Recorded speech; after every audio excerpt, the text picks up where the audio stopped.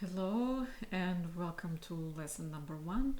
So after that first introduction, the first video on ergonomics that I gave you a broad overview on the topic with this very strong focus on systems theory and ergonomics from this perspective of how a system works, a system between the body and the objects and the space. So today this lesson it's to round off the content which I have uploaded on Moodle for you on basics of ergonomics and anthropometrics. So as you probably noticed in the platform, I gave you a series of references which start with the database from NASA on anthropometrics, and I wanted to give you this reference from NASA because this also has to do a little bit with the evolution of the science of anthropometrics. And so I will talk and elaborate a little bit about this and explain the connections between the anthropometrics and ergonomics and its application in the context of interior design.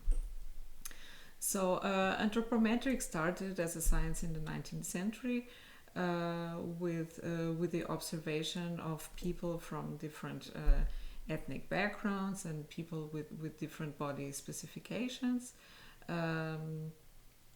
It's a science that in this way has a little bit of a dark history because it came with this fascination, but also a view on other races and distinctions of races, which of course were influenced by a colonial European view on the presence of other races in other countries and in other continents, but also from this curiosity of how, in fact, depending on the geographical location one comes from, the different biological and the different anthropometric specificities that were recognized at the time.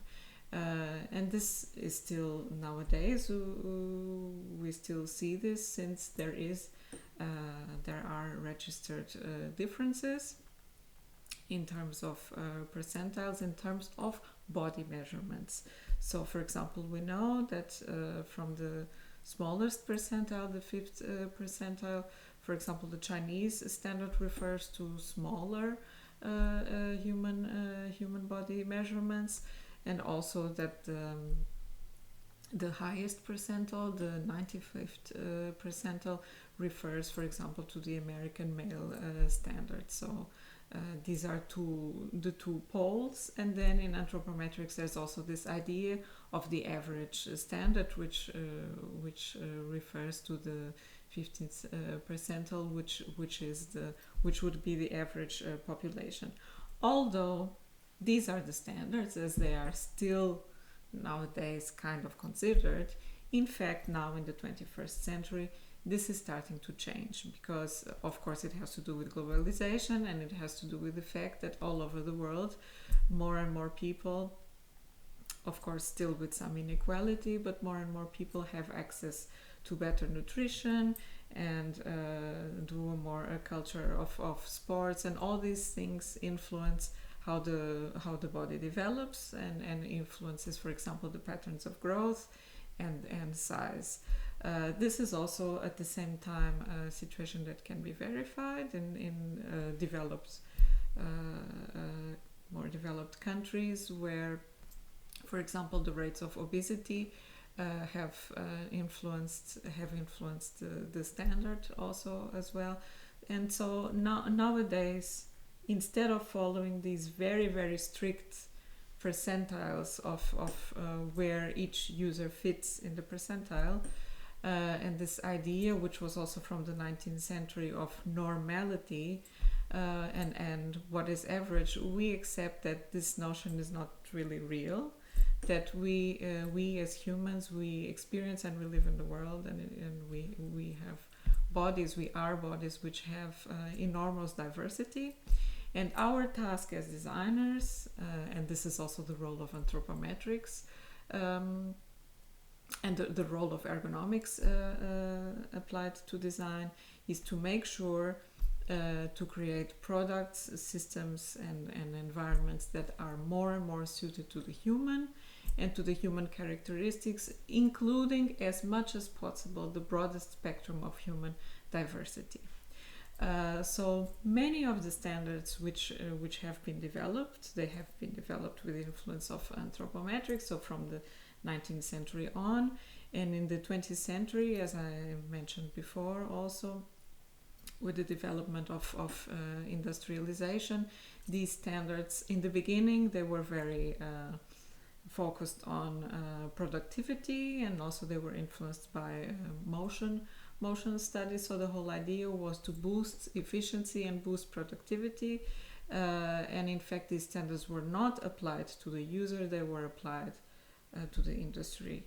And as I keep emphasizing, now of course the focus is different, but in any case, already in the 50s, another industrialization boom in the United States, the industrial designer Henry Dreyfuss recognized the importance of adapting the standards to the human. So designing for people, and to design products, environments and systems that fitted the needs of the user. And because of this, Dreyfuss and his associates worked for decades in collecting and developing standards. And at the time there was already division of these standards, male, female and child, still in this order of importance, but this was still in the 50s. But the whole idea was to analyze the tasks that men, women and children would do, and through their different developments and age groups and stages in life, and how according to these measurements and these specifications, and also the needs of the user in terms of tasks, daily tasks and performance, what one needs and one has to do. So based on these measurements, design products that would fit those needs, and create products that would be in the 50s, United States, and from the 50s on, in industrial design. So to create products that would be fitted to the needs of the consumers. This was still the idea of the time. It was based on this idea of consumption, fit to the needs of the consumers, fit to their bodies, to the tasks they needed to perform, fit to the industry, what the industry at the time was able to produce, but also fit to the economy, so that they would boost also sales. So they would that products would be created that would require all these specifications with a focus on the user.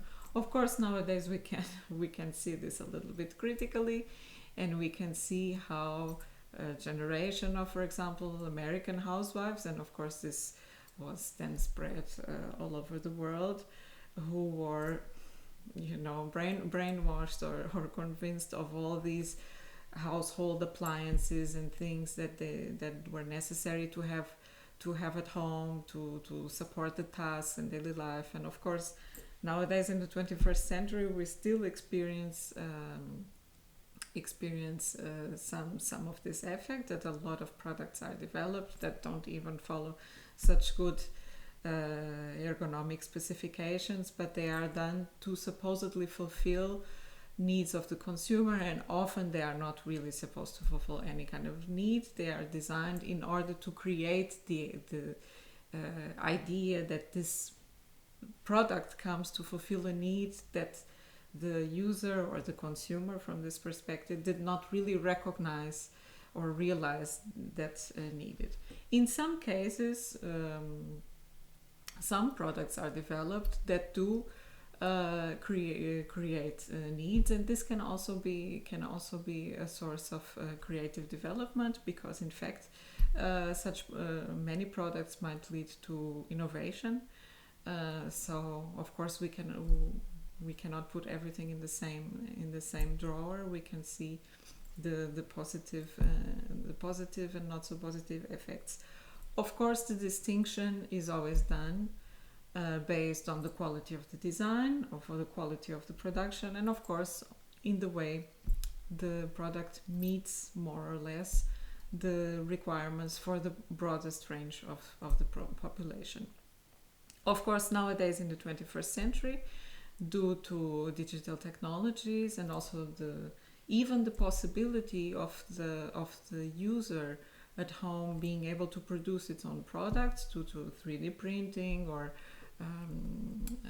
so digital methods of designing and production that can allow the user to have access and creative control in the design and production of objects and of products, and also in the development of such products. So nowadays there is really a culture that allows the development of products for a wide specific for a wide for a broad range of the population, and with this idea of ethics and inclusivity, and to develop products that can not one size fit all solutions, but different kinds of solutions for different situations and for different users. So this is a little bit to give you an idea of the broad range that nowadays we have in terms of considerations for anthropometrics. So one of the aspects that nowadays is really more and more taken in consideration has to do with inclusive design. In the field of ergonomics, this is especially important because our only from the 70s on, when people with certain disabilities, that's how it was addressed at the time,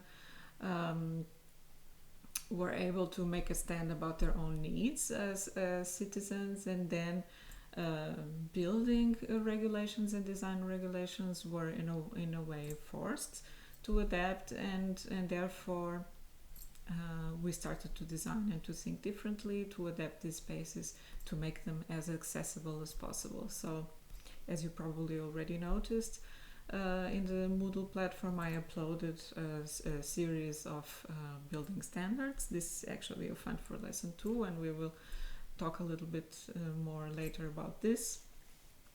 But you can see, I am scrolling here down, and you can take a look simultaneously. You can see that, in fact,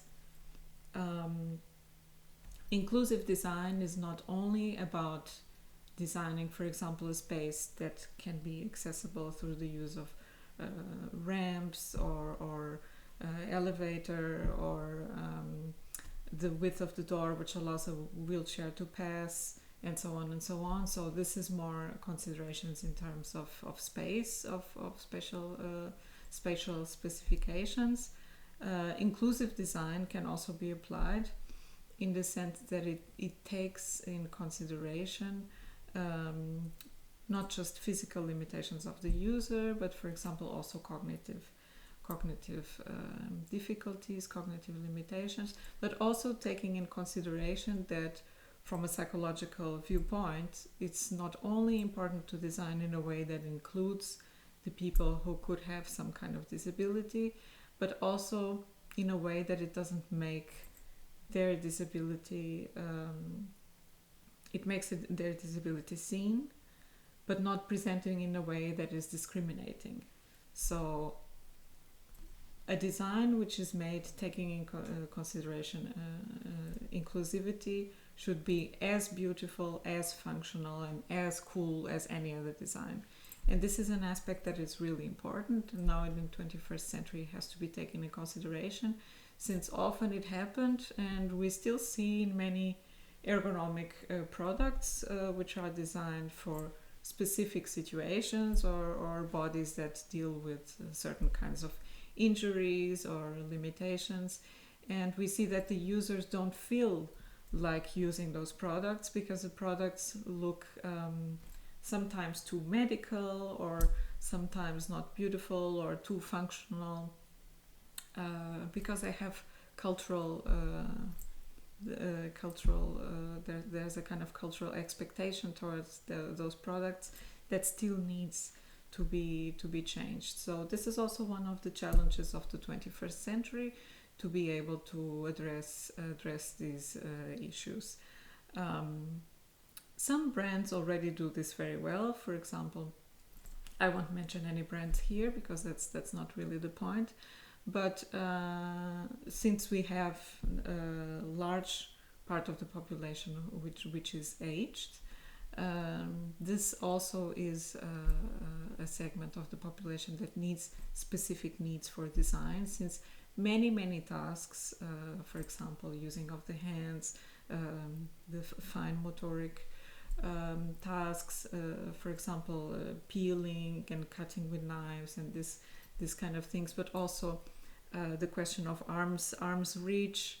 All these things have to also be taken in consideration when one is designing for older people.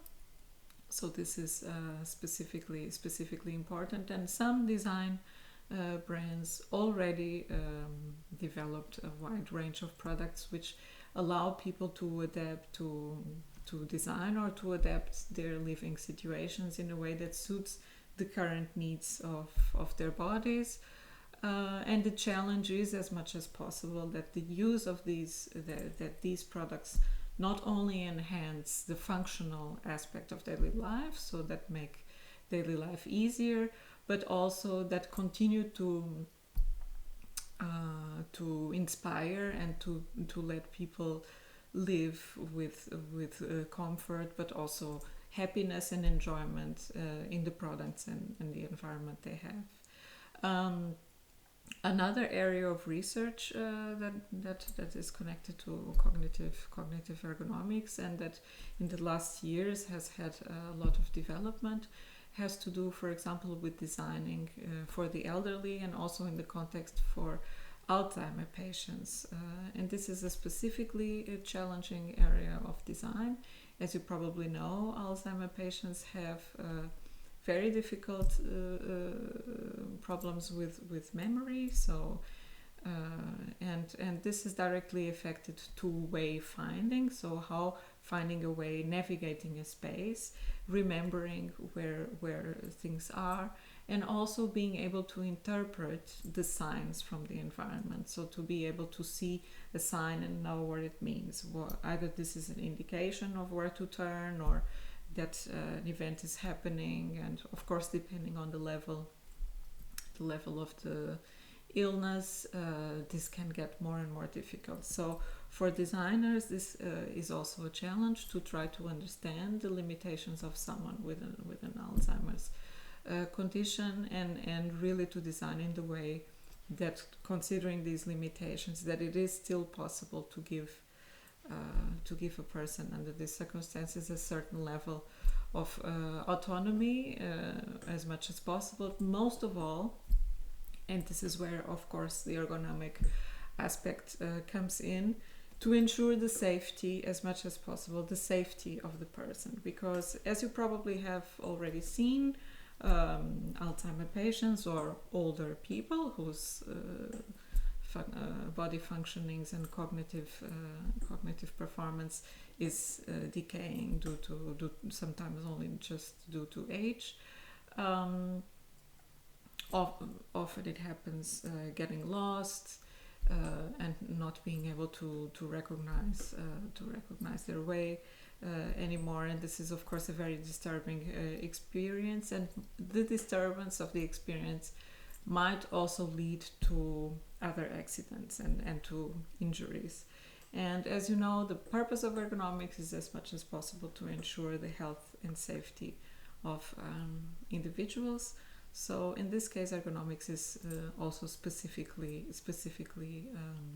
important. There is a number of publications nowadays already available for design, and especially in the field of research.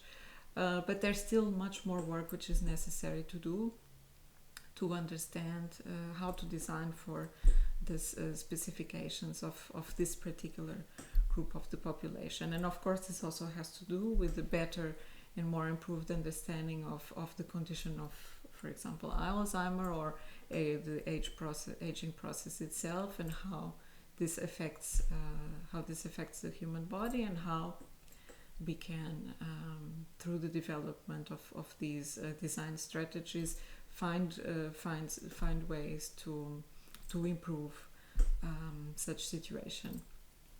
So this is one example.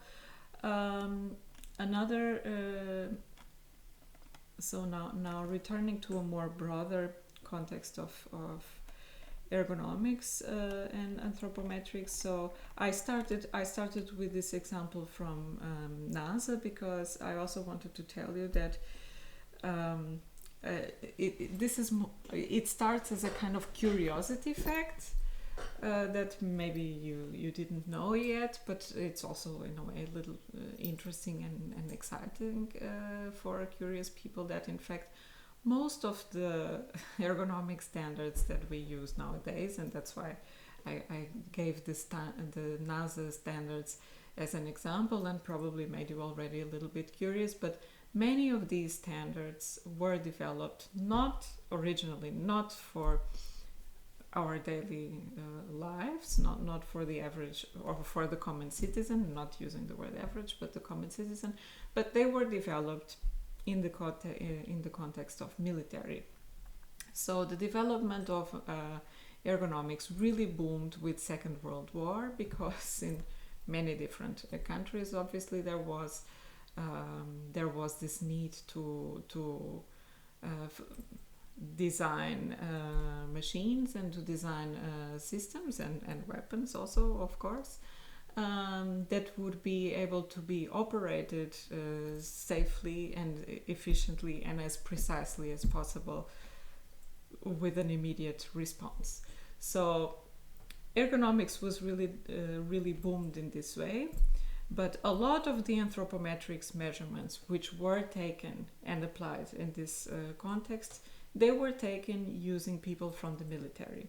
So a lot of the measurements that we still have from anthropometrics, still the current ones, although they are being updated, they were taken manually with these anthropometer tools by systematically analyzing the military population, and also people who were arrested or who were under military control.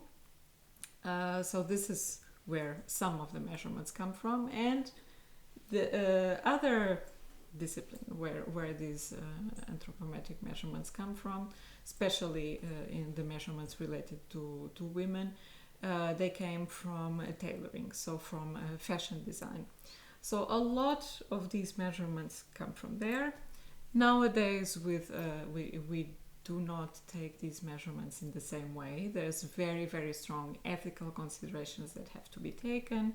So it's not possible to have a captive population and just capture and study these people as if they would be specimens and take away their measurements and make an evaluation. This is illegal. It's not possible to do this anymore. So the people have to be consent to give out this information, especially now with all the laws we have regarding privacy. So it's not possible to just extract this kind of information from any kind of population. Also, the way of doing the measurements is different. Nowadays there's tools like 3D scanning tools and so on that can make very precise estimations of these measurements. So returning, for example, to NASA, just to that's the reason why I did this connection with the military. Of course, in extreme conditions, like in the condition of war or in the condition of space travel, which is the condition I would rather give as an example, it is extremely important for the safety of the crew to have an environment which functions optimally and which prevents risk and error as much as possible. And therefore, everything which is designed in this environment is directly taking in consideration the human body and the human scale and what a human body can or cannot do in terms of effort, in terms of posture, and also in terms of time. So all of these things are systematically and constantly more and more improved to, as much as possible, optimize performance, while at the same time assuring the safety of the crew, and also in the case of space travel, also as much as possible to reduce the stress of being of being in such a stressful situation. So of course there is the difference in gravity that the human body has to adjust to when in out of space. That's probably the biggest challenge, but also the psychological aspect of being away from the earth, of being in a confined environment for a long time, sometimes alone, sometimes with other crew members. So you can see in lesson number 2, I also uploaded another specification from NASA, which is exactly about the standards which should be used in the interior design.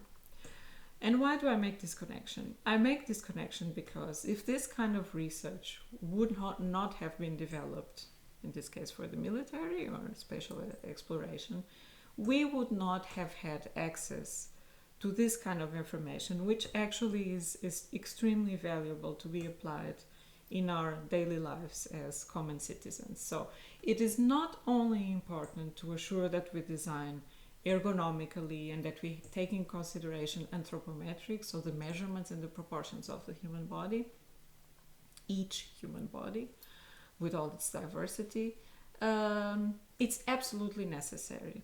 And this idea was also not completely new. It started already in the Renaissance, for example, with Leonardo da Vinci and his interest in the human body, and like I mentioned in the lesson before, in studying the human body, measuring the human body, and designing for the human body. And this was before the metric system. So Albrecht Dürer also in the Renaissance was very interested in studying the proportions of the human body and the measurements of the human body, but Leonardo da Vinci going to Vitruvius and also seeing all this, studying all this tradition of design and building, really made again this emphasis of designing for the human body, with the human body. And this meant not using the metrical system that further on was developed, but using the human body as the measurement for all things. In the 19th century, with archaeological explorations, it was also rediscovered that already the Egyptians were designing their chairs and their tables and the pyramids and everything by taking the human body, the measurements of the human body, as a reference for everything that was built. So the measurement was called the cubit, and the cubit is the distance between the elbow to the end of the middle finger. Nowadays we say it's the arms reach, so this clearance, as you could see from the material I added. So, and also in the Middle Ages, in the cathedrals, that's how the tradition of building was being developed. It was developed by doing with the body for the body. So this is something I wanted you to think about before any standards and before any regulations. But at the same time, in the 20th century, there were many people, but there were 2 people who got specifically interested in this topic, and one of them was Ernst Neufert, and you also have the reference here, who since 1926 started to work very systematically on collecting measurements of the human body and working on the spatial requirements. So how much space does a human body need to move, to circulate in a way that better allows the comfortable, safe, and necessary expansion and action in space. So from 1926 on, Ernst Neufert really started with this work, and it was a lifetime of work. And he really compiled this really extensive amount of standards that still nowadays are used widely, and wisely also, we hope. I mentioned Ernst Neufert, but also as a curious fact, Ernst Neufert, he was in the Bauhaus, and he was a disciple of Gropius, but there are some not theories, but there seems to be indications that Ernest Neufert at some point had collaborations with the German Nazi regime, since it was also interesting at the time to work with this for the Nazis to work with this idea of the expansion of space, of the vital space, and so the work of Ernest Neufert was in this way associated also with this idea of Lebensraum, the space that one needs to live, and unfortunately this is also a difficult area where these studies were applied. But in fact, independently of this, if we can say so, a lot of information was collected, and this information is very useful for understanding the requirements of the human body in space, and understanding how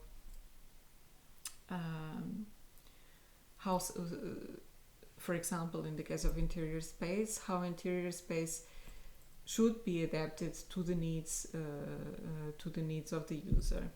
Ernest Neufert was also highly criticized, and that's why now I go to other authors.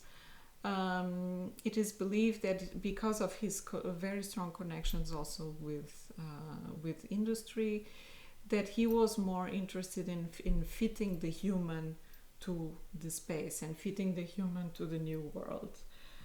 So it was still this old idea, also from the beginning of ergonomics. But in any case, although Neufert was really very interested in how we could adapt humans to the new building standards of the industry, for the industry of building, but also the industry of machine production. At the same time, he was interested in how such machines and how such spaces can be done, taking in consideration the measurements of the human body. So Neufert was interested in working with both. The other author who was also very interested in this idea was Le Corbusier. And Le Corbusier developed a tool that he called the modular. And the idea of the modular was to have this kind of design tool, which was recovering some ideas of Leonardo da Vinci, of crossing a diagram of the human body, proportions of the human body with the golden section and so on. And the whole idea was to use these proportions in the design of buildings, and also he was also interested in the design of ships and cities and also of cars. So he was very interested in design at very different scales. But although Le Corbusier was also very interested in looking for these standards of design, it was something that he really believed in. Le Corbusier was looking for something that he called a scientific aesthetics. So for him it was important. He was also a painter, so it was very important for Le Corbusier to pick up, to bring together art in the sense of aesthetic appreciation, and to be able to create something beautiful. But to ground this aesthetic on scientific principles. And for this he was very interested in the standards, and he was also very interested in the industry and the possibilities that the industry had to produce beautiful objects which would be cheap in production and adaptable to everyone. The problem with this idea of everyone and of normalization was that in fact they did not, by trying to be for everyone, they were not specifically for anyone in particular. So it was a very closed system, the modular. And Le Corbusier's idea in theory of space was also that the space you need, the minimum space you need for your body, is the space of your hand's reach. So you cannot see it with the camera, but the modular is standing and has a hand on top, and the ceiling is the limit of what the human body needs. Of course, this was also for Le Corbusier meant to be expressed in a cosmic way. So the connection between the earth and the sky. So there was a whole more esoteric theory behind it. But in any case, what happened was that, and Le Corbusier worked with the modular for many, many years, and there were many revised versions, and he really built a lot based on the modular. But Le Corbusier also built internationally very extensively, for example, in India later in his life, where many of his designs were particularly unsuccessful since they did not adapt to the contexts. They did not adapt to the climate context often, that they did not adapt to the social context at all. And then they also simply did not adapt to physical, psychological, human specifications of a completely different culture. So this has been heavily criticized in the history of architecture, especially from the 70s on. So what Le Corbusier tried to do, yes, he tried to find a tool that the modular that would allow us to have this, to express through design the scientific aesthetic, so an aesthetic based on scientific principles. And he really believed in the establishment of standards, and to look for these standards through extensive study of the human body and the requirements of the human body, but from this perspective of normalization. So the perspective of normalization in the case of Le Corbusier, of course, led to a very limiting view, and it became not inclusive enough. So most segments of the population which were excluded by Le Corbusier were women, of course, children and disabled people. And also the aged were not particularly included, because many designs of Le Corbusier, he was very interested in sports and physical activity and all these things which are very related to health and strength and so on. But it was a male modernist idea of health and strength and progress that did not include the weak. And even, for example, children in the Unité d'habitation, for example, very interesting example of Le Corbusier's ideas for children. There is a kindergarten in the Unité d'habitation, but in fact this kindergarten has very confined spaces. So there is a kind of terrace where children can run around and so, but it's a compartmentalization of the space to play and how to play. And in the 70s, Christopher Alexander, an American author, made an absolute critique about these modernist ideas, and specifically criticized Le Corbusier's idea of defining the precise spaces for play, what the child needs to as a space to play, since this idea of the standard basically created very confined situations that restricted the whole idea of play, and that in the end are undesirable for the healthy development of a child. And so this is an interesting way to see how, although he did take children in consideration, he didn't really take them in consideration from the perspective of the child, but probably only from the perspective of the parents, for whom it would be convenient to have a room in the building or community they live in, this self-sustaining unity, where the children could also just, confinedly play together in this very specific space, and not really in the city playing around and having more diversity of interaction. So this was one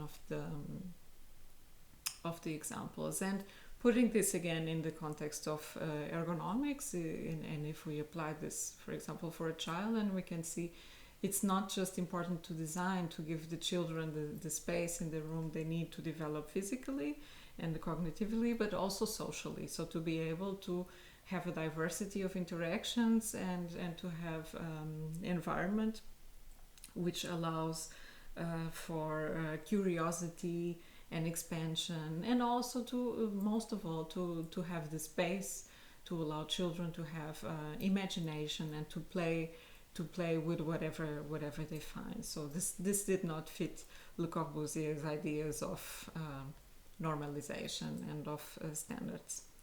The other segment of the population which heavily criticized Le Corbusier was, of course, women. And women still have been largely excluded from the history of ergonomics, and also in terms of anthropometrics. The standards that came from fashion design, and fortunately they have been more and more improved, although we still know nowadays that even with the possibility of mass customization and all these tools that we have nowadays, that we can more and more adapt the designs we have from fashion, and many fashion brands try to have a broader and broader range of products that fit more and more more and more users, more and more diversity in terms of the body. It's only rarely that everything really fits, and often as women we understand, but also as men we understand that the standard doesn't really fit, and things have to be changed or adapted or altered. So this is still something that still needs a lot of work, but of course it has definitely been improving. In the context of fashion design, in the context of, for example, product design or interior design or other situations, the female body still has been largely ignored and largely discriminated. So for this, I would recommend a book. This book is a recent book, and it's called Invisible Women: Exposing Data Bias in a World Designed for Men. It's by the author Caroline Criado Perez. There was recently a Design article making an interview with Caroline Criado Perez, and she really exposes this data bias. And data bias means that of course she talks about many different contexts, but in one of the chapters she's really addressing the question, due to environmental reasons, but the question of urban design and product design and interior design. And she really points out, interestingly enough, and it was a coincidence because I found this book when I was preparing this course for you, that most of the spaces that we inhabit as women are completely unsuited for our bodies. Of course, there is a lot of diversity, but most of the standards that we experience in an office situation, in a train, in an airplane, even in a restaurant or a coffee shop or a dentist or many of these things, most of these situations were designed taking in consideration the male standard, because the idea of the average or this average person still comes from these measurements of the military, and where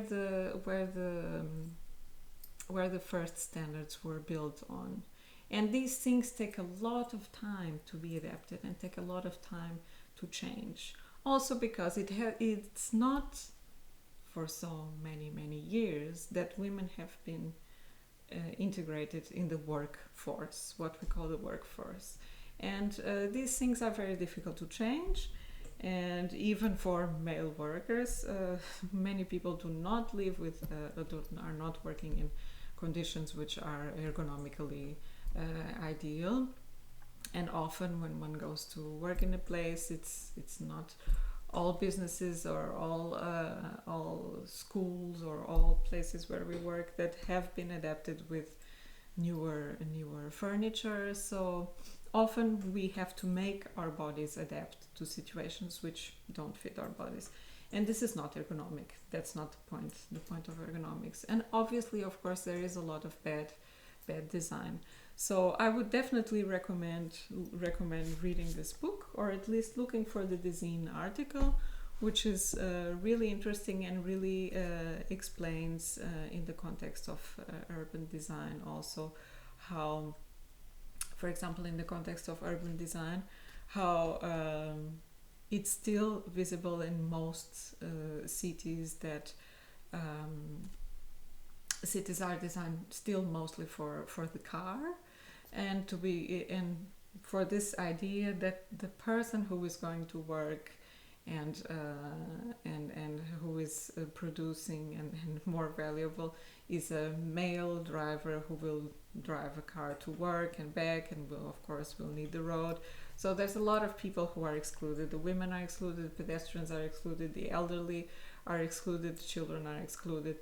So you can see, and of course this is an ergonomic problem, and it's also a sustainability problem, because nowadays we already know that we have to start adapting our cities, and we have to adapt them to more sustainable goals, which is sustainable in this way that of course they would ideally reduce the consumption of resources and pollution, but also allow people, most of all, or most importantly, to live less stressful and more efficient and also more satisfying and productive lives.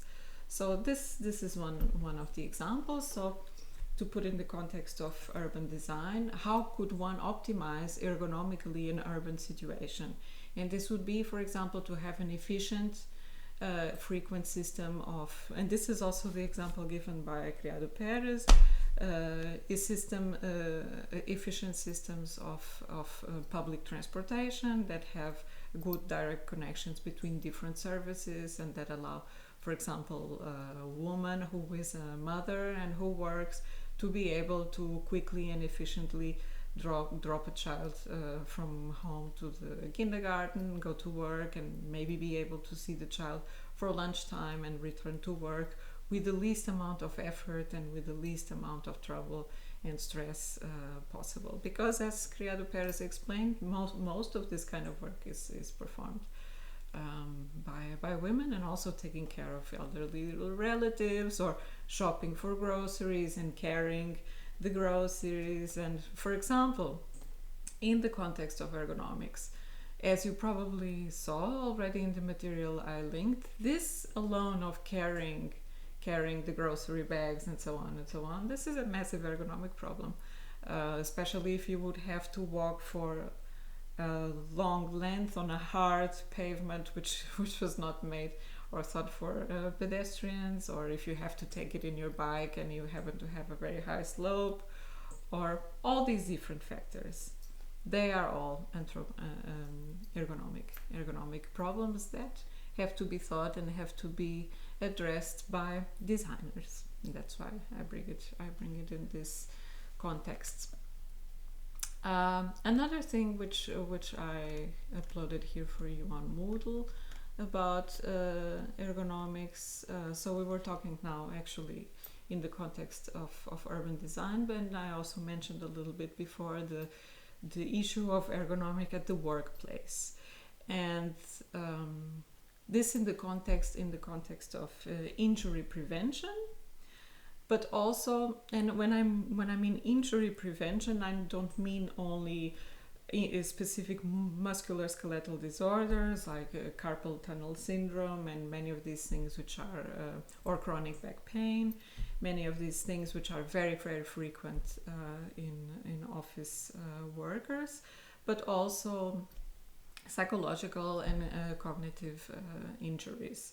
So now in the 21st century, for example, because we use digital technology so much, we spend so much time consuming a lot of information that because we can consume it and receive it very fast with emails and all these things, and many people in the last years have experienced too much stress at work due to this overload of information and overload of tasks and the speed of the tasks. And this gradually might lead to situations, for example, such as burnout. And for example, here in Germany and in Stuttgart, there already exists many initiatives. In Stuttgart, for example, the VHS has an initiative called Gesundheit beginnt im Kopf. So the health begins in the mind, with strategies, so prevention strategies to avoid the situation of burnout that can come in the workplace. And this, of course, is also an ergonomics problem. and it has to do with we are still adapting to this new situation, relatively new situation of incorporating digital technologies and how they are completely present in the way we work, office workers. And so injury prevention in this case also has to do with the defining strategies that allow the worker to have as many breaks as necessary to filter and manage how much and what kind of information is consumed per hour, and all these things. Of course, this is really, really difficult, and there are already some softwares that help in this regard. We can install an app in the computer that says after 1 hour, okay, you need a break. You need to move. You need to look out the window. You need to eat something. You need to use the bathroom, and so on and so on. And it's really, really important that these strategies are used, because these technologies, they are also designed in a way that often they are very appealing, and we just get distracted, and we might spend too much time using the computer or using the phone and doing this kind of things in ways which are in the midterm or sometimes even the short term unhelpful. Another situation related to technology use, which is definitely not ergonomic, is what many of us do of being in the street, and you saw this in one of the videos I sent.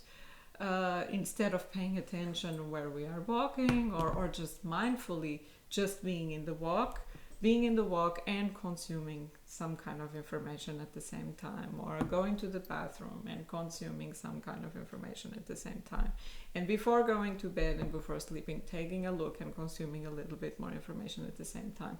Because these technologies and many of the apps or for social networks and so on, they are designed in the way that they trigger our reward systems, and therefore they are highly addictive often. And so we just get used, because our brain gets this dopamine kick of wanting to be connected, wanting to be informed, and so we keep on this loop. And this is also really this is also unhealthy. So it can also lead to problems. So this in the context of injury prevention. Returning to the workplace. And making the connection with the situation we are experiencing now collectively. And this is also a situation, and that's also why I designed your Aufgabe in this way, that you can really analyze by being in a very confined environment and in a confined situation, by analyzing how this situation of restriction is affecting your body and is affecting your mind. And you should, for your exercise, be very, very honest about how you feel. Because these have been, honestly, I am not even counting anymore how many weeks we have had of lockdown and social distancing and so on. But because I work with these topics of body and mind and health, and I try consciously to also study myself this situation, I often notice how during the day, due to this situation, my own moods can change and my cognitive performance changes. And it takes a very strong discipline to be able to at some point look at the clock and say, oh, I have been sitting for 3 hours at the chair, and actually I'm not leaving my apartment or my room as much as I should. And maybe I would really need to do something different to keep myself motivated and healthy and so on. And for this reason, I also sent you these videos with strategies, health and ergonomy strategies to use in the situation of home office, because we don't know how long this situation is going to last. But definitely for any human being, even a human being who is healthy and strong and positive and so on, this situation of deprivation has consequences, and it's very important to address this. But it's also interesting now in the context of ergonomics to understand how this situation is directly affecting the human body. And you probably noticed already in your physical performance or in your cognitive performance, that maybe you aren't able to concentrate as you should, or maybe you don't feel as creative as you normally are, or maybe you have trouble structuring your day, due to the restrictions, but also due to the sudden change, and of course to all the information we get and we are learning about the world. But most of all, due to the restriction of the situation and to the repetition. And this is definitely one of the things that makes this situation extremely strenuous psychologically, but also physically for most of us. And this is an ergonomics problem. And so we are almost at the end of this video. I would just recommend that I did send you this link, and I would recommend you again, if you now on the weekend, if you have some time and some interest, and also because laughing is one of the best things that can keep our spirits up in difficult times. Please take a look at Charlie Chaplin's Modern Times and see it from the point of view. This film is a manifesto of the importance of ergonomics, because it shows what happened before ergonomics started to be applied for the human to really be centered on the needs of the human. So it's a critique of how the industry was actually using the human as a production material, and really this heavy exploitation and the consequences of what working in a factory and doing these repetitive things all the time have in the body and have in the mind. And so Charlie Chaplin really makes a wonderful exploration of these difficult topics, but from a very human and intelligent, but also very vulnerable perspective. So I definitely recommend that you take the time to watch it, and I think that it will also make your weekend and maybe your week a little bit better. And until the next lesson.